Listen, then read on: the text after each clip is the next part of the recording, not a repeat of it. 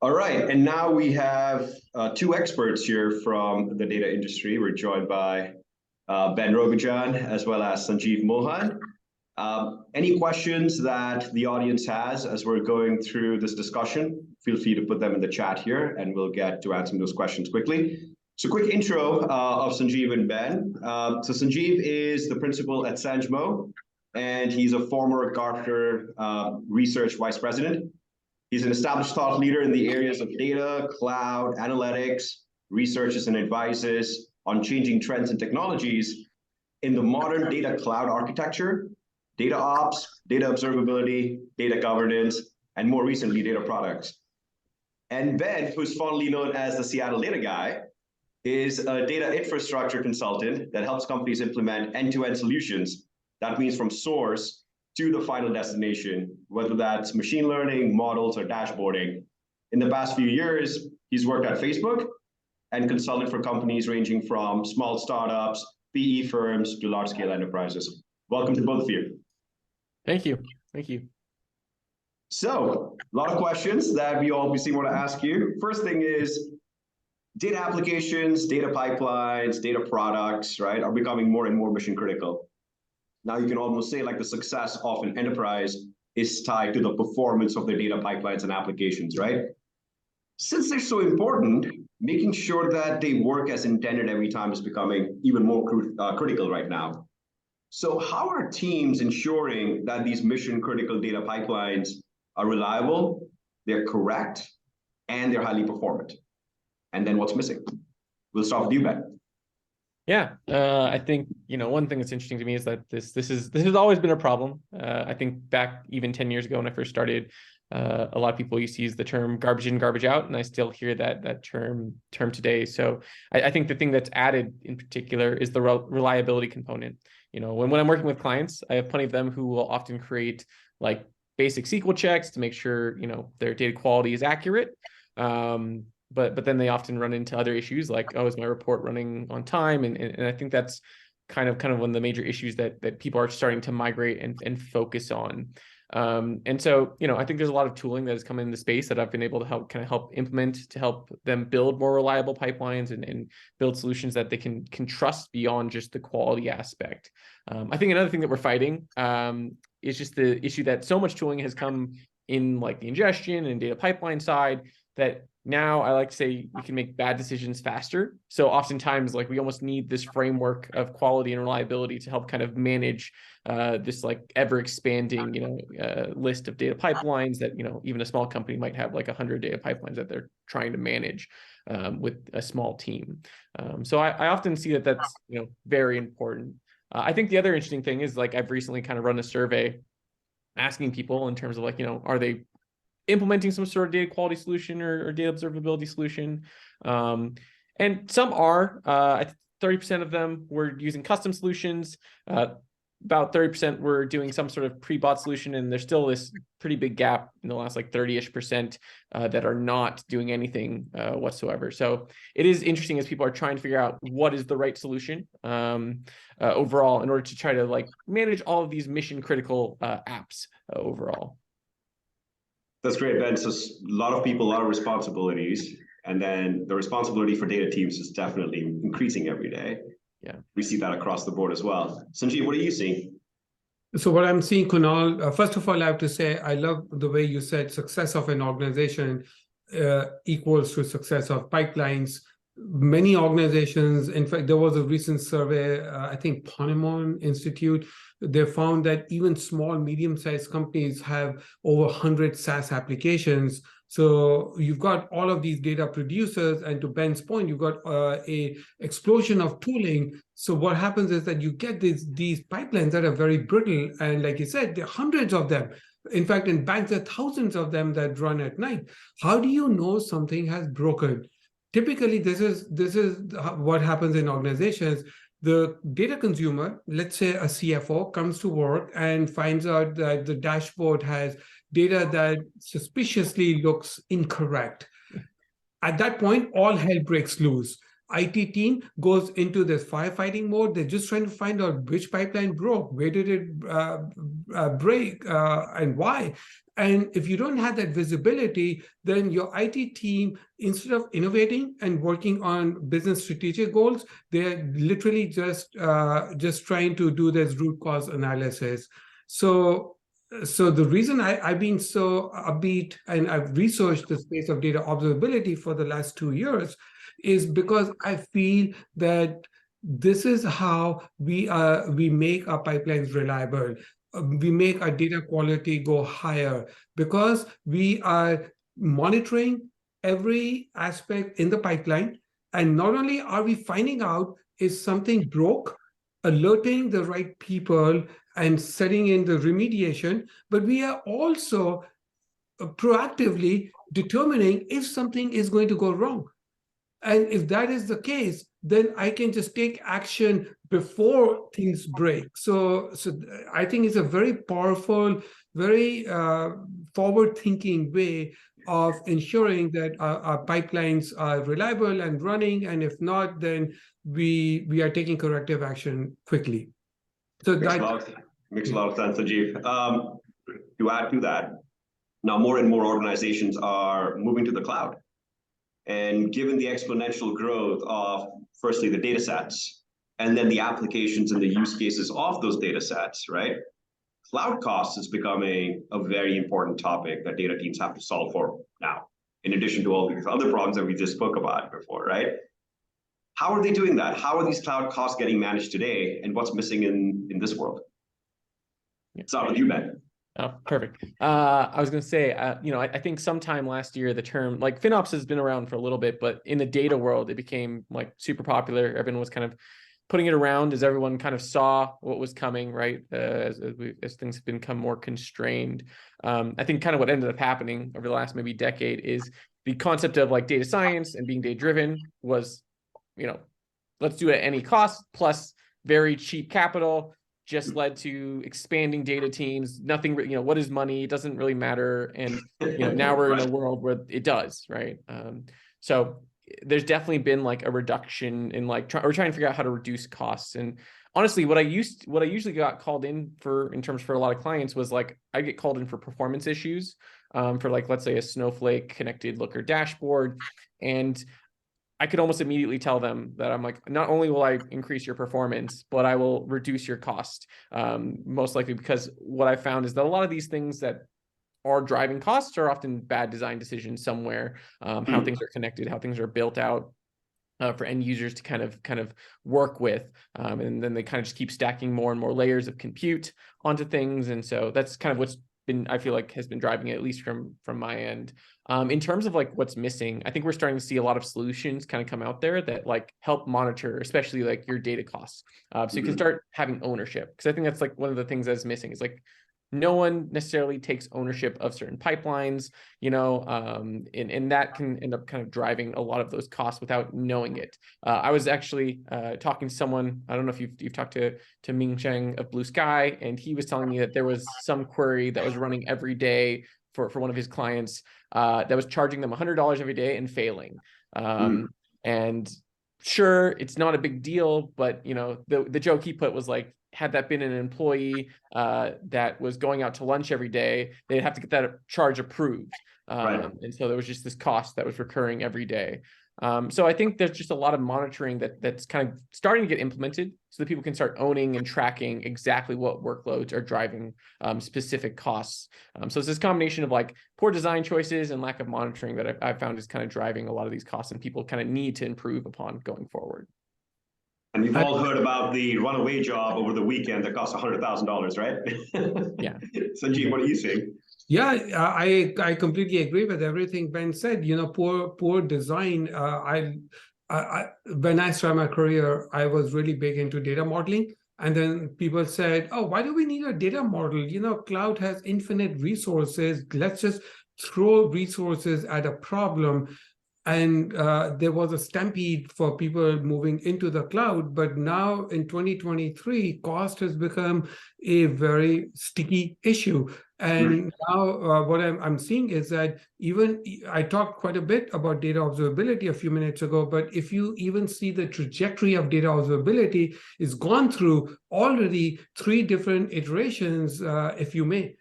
When it first came out, people thought data observability is all about data quality monitoring and just helping improve data quality. Then businesses said data quality is the low-hanging fruit. Absolutely, no question asked, hugely critical.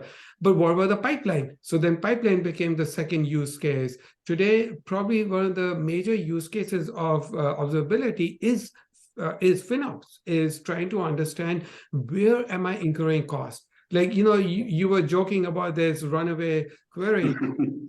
These data people, myself included, are guilty of running Cartesian joins on premises. But what was the worst thing that could happen on premises? I would run a Cartesian join by mistake, a poorly block written somebody else's jobs. Yeah, it would just slow things down, and then somebody would be like, "What the hell is going on? Let's go kill this query," and then back to normal. But today, what will happen? The CFO will get $100,000 bill. So you need guardrails. Yeah. There is a dark side to pay as you go, and that dark side is that you don't have that consistency and the knowledge of what it's going to cost you to run those SQL queries. So ideally, we want tools that can estimate this is the cost of running a query, and then midway, if it thinks it's going out of bounds, kill it, and then automatically notify the staff and say, you know what, this workload was consuming too many resources. Maybe the hardware was over provisioned. Yeah. Maybe there are more instances that are being used and they're just consuming cost, and nobody's watching this extra cost. In cloud, you pay for everything. That's right. And I think it's all about the maturity of the organization, and then add to that the catalyst of the macroeconomic conditions that we have. FinOps is definitely becoming front and center. Yeah.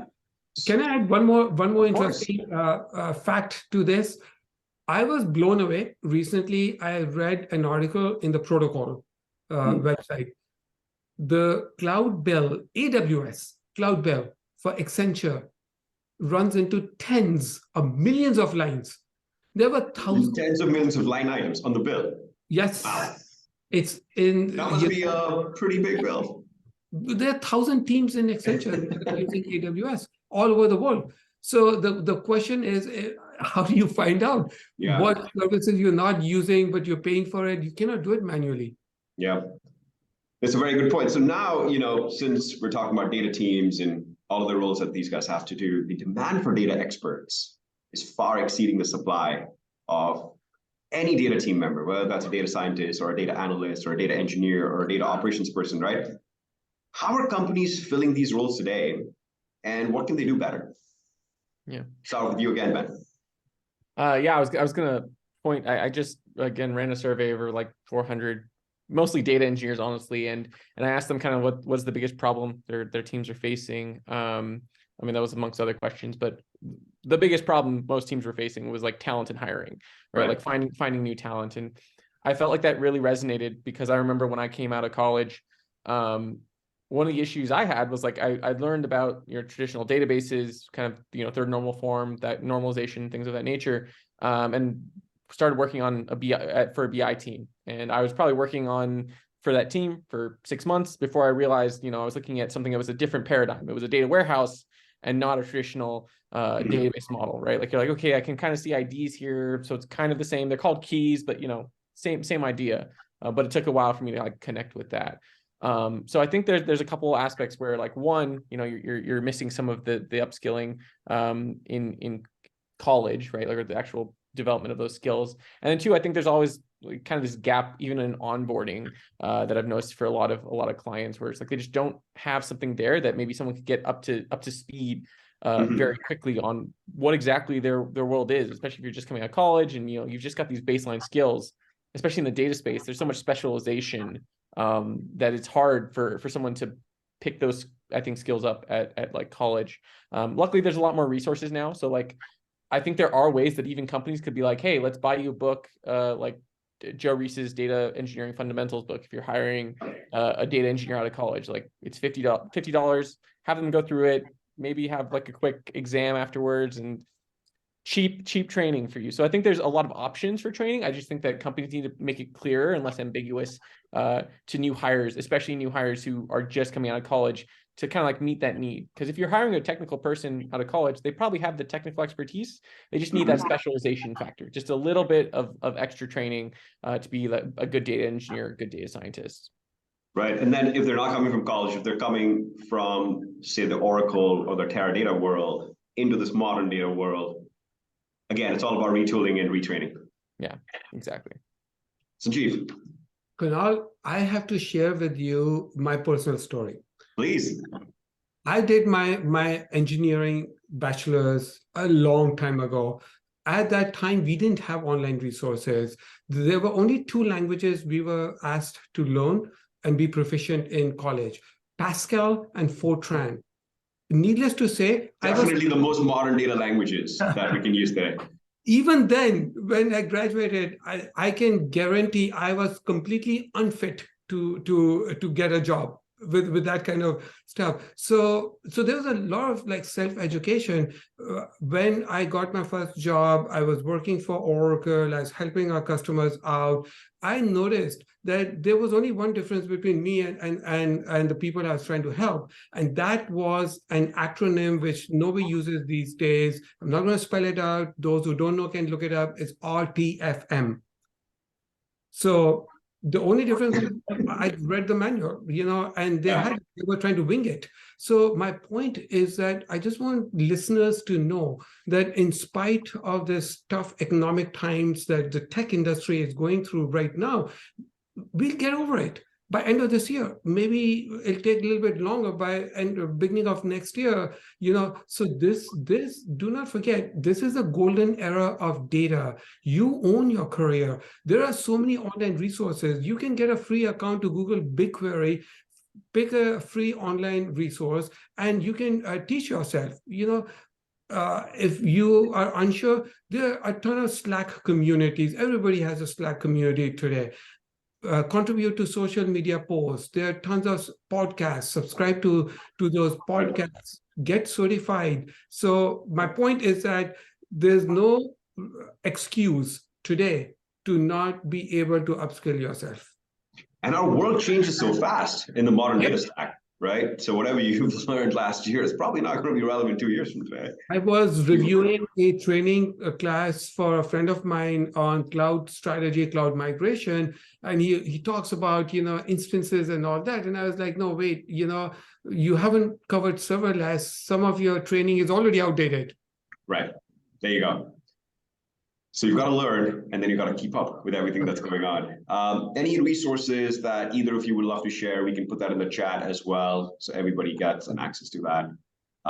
And everybody listening as well, feel free to add the resources that you guys refer to, so everybody else here can benefit from that. Lack of experts, what part will automation play in operationalizing data ops? Yeah, I think, earlier we kind of talked about like the fact that like companies have, in some cases, thousands of data pipelines, right? And like that just forces the need for automation, right? Like it's getting to the point where you can no longer have a DBA kind of manage everything themselves. We also earlier referenced things like runaway queries, right? So I think there's a lot of places where data ops is going to play a role, where it's going to kind of take that next step in like smart DBA almost, right? Like we've kind of done some of that with like things like Snowflake and other things where you can kind of reduce some of it, but I think it's going to start taking away maybe some of the data pipelines management, as well as things like even maybe cost management in order to like make sure everything is managed in such a way that you're not having to constantly track everything yourself, because of the, like you said, we're talking about talent. You're not going to find enough talent to manage all of it. You're not going to, have enough time in the day for every data application that you want to manage. And even if you did, their time is better spent doing other critical tasks like creating those applications and running them. Yeah. Sanjeev, anything to add there? Yeah, great points. I in my last response, I ended up by saying like serverless, for instance. What is serverless? It is, we are taking away this, like as AWS says, undifferentiated heavy lifting. This task of picking instances, sizing them, and we're taking that away because guess what? It has no business value. So the business value only comes when you run the business logic and the workload, so hence serverless. So automation is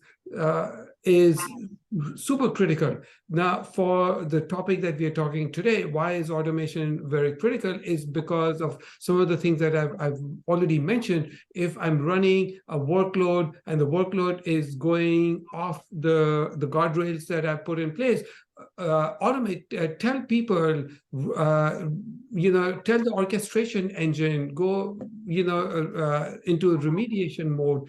So automation is critical to take care of all of these processes in a timely manner.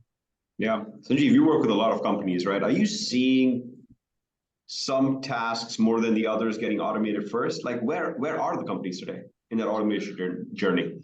So monitoring is a great example. Automatically monitor and notify if there is an anomaly.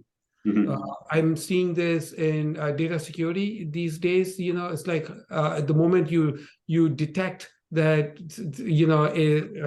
there might be some user behavior that is unexpected, then automatically take action. It's too late for somebody to say, oh, let me go figure out, oh, there was a credit card fraud 24 hours ago. It's too late. Right. So it helps you get stuff on time, maybe even proactively as well. Automation, right?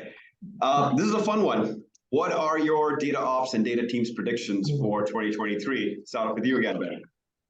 Yeah, I mean, I think this is more just like a personal low-level thing, but like the reduction of SFTP jobs, I am both looking forward to. Just I'm seeing a lot more clients use things like data sharing, which just means you're removing so much in terms of like things that need to be under data ops. It's like, why are we still taking care of something that, even referencing SFTP can sometimes feel antiquated, but I was using it at Facebook and plenty of companies are using it, but with these new solutions, it's like, let's reduce the amount of pipelines we have to manage. Let's just have the data already preset in the way we need. No need to have data duplicated, multiple times. So that's like a personal goal of mine, to see more of that, reducing unneeded pipelines in general, just because we can start removing some integrations here and there. I also think there's kind of an increased focus on the basics, regardless, right? Like we've talked about that in terms of like data modeling, data quality, just all of these things, because in order to go anywhere further in terms of like data ops and data products, a lot of these basics, I think, still need to be taken care of. I think we're continually realizing the benefits of having solid and reliable data sets. Everything from even things like ChatGPT, it's like that doesn't exist without the data set underneath. And that's going to, I think, continue. You can't build any of these models or and get any sort of business value out of things that aren't reliable. So that's the other thing I think I'm seeing people care a little bit more about moving forward into 2023. But we should be talking about ChatGPT, but that's going to take another hour. Sanjeev, predictions for data ops and data teams. Kunal, you're asking such tough questions. How much time do we have? How much of time we need?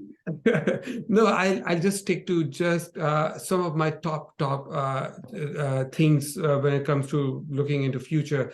The first thing that comes to my mind is that everybody knows that most organizations today are using more than one cloud. So when you live in this hybrid, multi-cloud, even edge, you don't have a good set of tooling for like a single pane of glass or a control plane where I can observe, I can manage my workloads moving between different clouds. For FinOps reasons, what if I want my tool to tell me that this job, the SQL that you just ran, it'll run faster in this cloud, or this machine learning training model would run faster here, so I can then just quickly move things around. to me, that I'm thinking this is where the puck is going to go, because we need this multi-cloud management console for data ops, which today does not exist, or it's in early stages. The second thing that people have heard me say a lot about is that the metadata space is a mess. And what I mean by that is that there are all of these tools, there are the catalogs, the orchestration, the data observability, data quality, master data management, even security, privacy, identity. All of these rely on metadata, but they all work in their own silos. If we are going to be successful, then we need to unify these metadata stores, whether you call it data governance or whatever you want to call it, but that metadata is key. And without a cohesive consolidation of metadata, we are going to literally live in islands. So that, to me, is the second one. I want to only add one more because I'm also very passionate about data products. I think this is a new way of for us to develop the outcomes that we already develop: reports, dashboards, machine learning models, spreadsheets. You call it whatever you want, but put a product management discipline around it. So you can control it. Put it in GitHub. Be able to do A/B testing on it. Have a proper documentation, release notes that go with it. Constantly version it. Let people know that this is the latest version of data product because it has the freshest data. Again, it comes back to pipelines and all of that. So I just want to stick to those three, although. Those are all great predictions. So what I gathered from all of this conversation is we are definitely advancing as data teams and data companies. We've gone into day 2, day 3 types of problems now. No longer talking about which stack is better. No longer talking about which tooling is better. We're talking about outcomes. The rest of the conference is focused on exactly these topics. So if you guys would like to learn a little bit more about orchestration, data ops, data teams, automation, FinOps, look at the calendar and you'll see tons of topics spoken by the data teams and the practitioners who are actually putting this into practice. So I encourage all of you to go and check those out. Ben and Sanjeev, thank you so much for spending time with us today. It was great to hear all your thoughts and comments. Thank you. Thank you for having us.